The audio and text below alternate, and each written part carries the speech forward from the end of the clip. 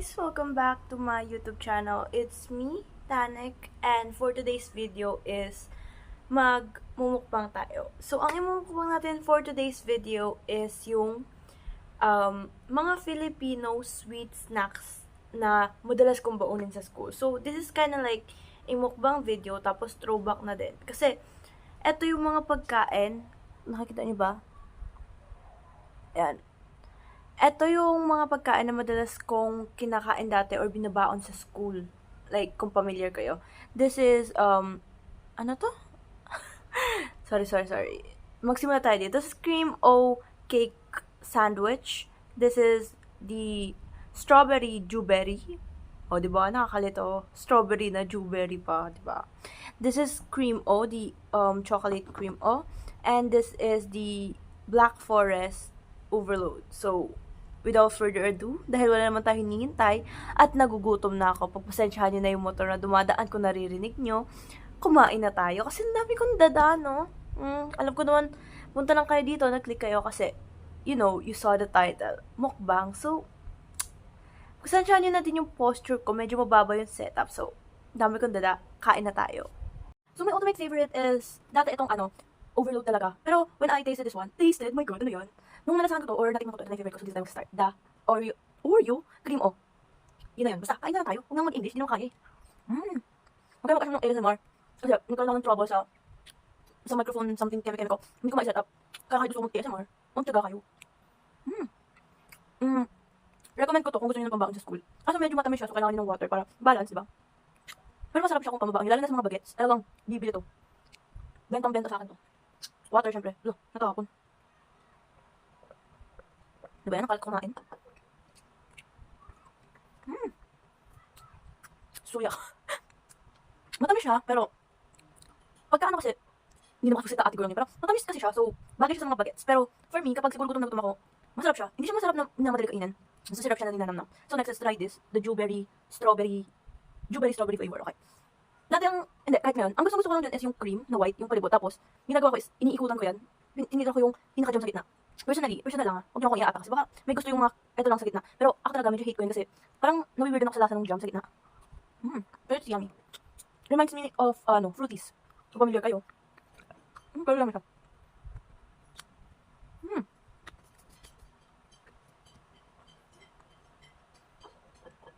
Tubig ulit kasi this is sweets. Pero kung diabetes, no? Para sa mga arte, diabetes.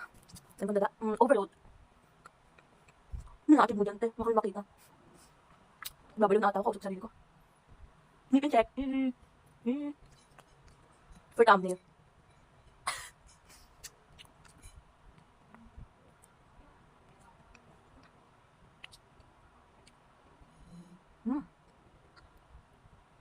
Isa pa siyang nire-recommend ko. Nire-recommend ko din. Itong overload. Pero mas prefer ko siya kung i-freezer nyo muna siya tapos tsaka nakakainin. Promise, masarap siya. Kasi yung chocolate niya na melted, medyo sige. Titigas. Medyo titigas siya. And masasarap siya kainin kasi lasa nakakasuya. Cream o. Comment down below kung para saan yung bahay sa cream o. Kasi personally, hindi ko na maalala kung bakit may bahay dyan. Kakainin din naman yan. At yung madalas ko na hindi ko nauubos, it's either nasuya ako sa sobrang tamis niya or dumating na yung teacher. Kaya hindi ko naubos kasi ninanamnam ko eh. Kasi kapag ito, parang sinubo mo na isang buo, susuya ka eh. Dami ng tricycle kung tumadaan.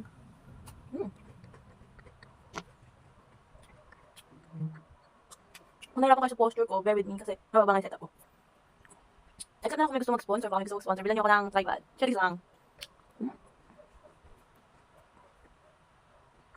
Dahil gabi na ito na dinner ko.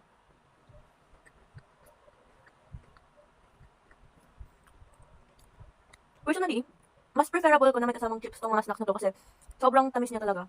Ewan ko, sa mga bata, sobrang bidang-bidang niya kasi mahilig sila sa sweets. Pero ako kasi, growing up, na-realize ko na kung bakit ayaw ng sweets na matatanda. Kasi parang super nakakaumay siya. Pero dati nung bata ako, gustong-gusto ko talaga. Hindi ako nauumay. Ngayon, dali ko na maumay.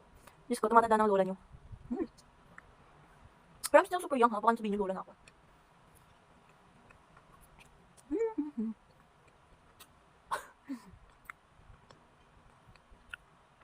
Kaya kung may mga kayo dyan, mga anak kayo or kapatid yung pinsan, pumangkin, bilhin na kayo mga gantong snacks. Especially, balik pa sa kanila naman. Bagay na bagay sa kanila. Pampaboost ng energy para hindi sila inaantok sa klase ganun. Kasi pag naubos nila yung mga ganito nila, Magkatotalo na yung feel ko kasi mga hyper chocolate eh. Tamis. My God, nakakagising. Pati yung last 3 brain cells ko nagigising sa sobrang tamis. Inulit ko, this is all just my personal, very, very personal, personal daw, personal opinion lang naman. Kasi syempre, iba naman tayo ng preferences and taste.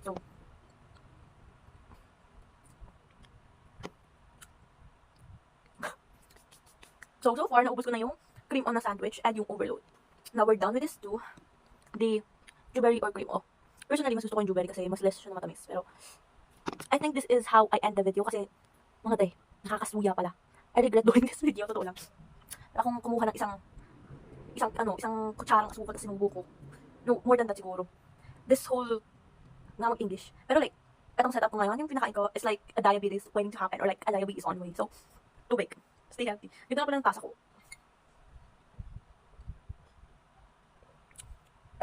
So, that's all for today. I hope you like this video. And if you did, please like that. Ulit.